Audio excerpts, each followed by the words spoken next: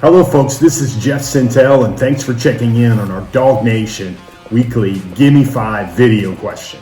That's where we answer your questions about the Georgia football program. This video question comes from Austin_Jack 2015 who asks, after finally winning a natty, many Dawg fans such as myself expected recruiting to even turn up slightly, but that doesn't seem to be the case, and especially in-state.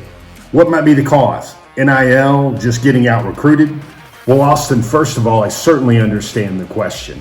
It seems like the quarterback, the receiver, and the running back positions have been lightning rods for everyone's concerns, not just yours. We've seen some big misses like Arch Manning, Justice Haynes, Richard Young, or Reuben Owens, and there's some big pieces still out there with guys like Monroe Freeling, Hakeem Williams, and Tyler Williams still undecided.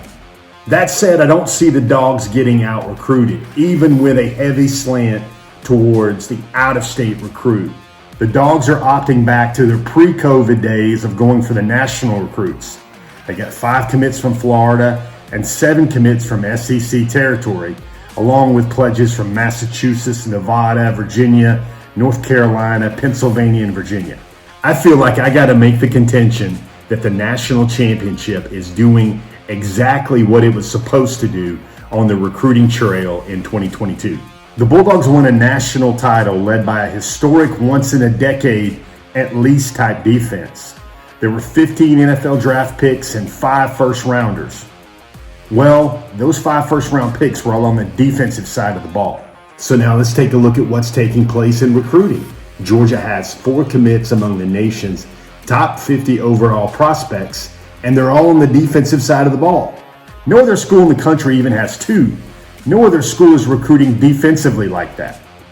It is really something special to this point on the defensive side, but you're right, it's not filled with the guys who put the points on the board. At least not yet.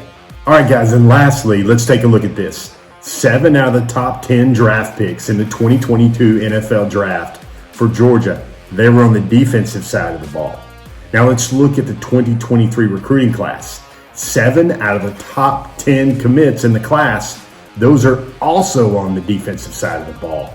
What you're getting here is an exact reflection of what that special 2021 team was all about. Austin Jack, I love that question. Thanks for reading our stuff, and thanks for sending that question our way this week. Next week, you guys have got my boy Brandon Adams. Be sure to take care of him and pepper him with questions like you did for old Jeff this week. For Gimme 5, this is Jeff Sentell.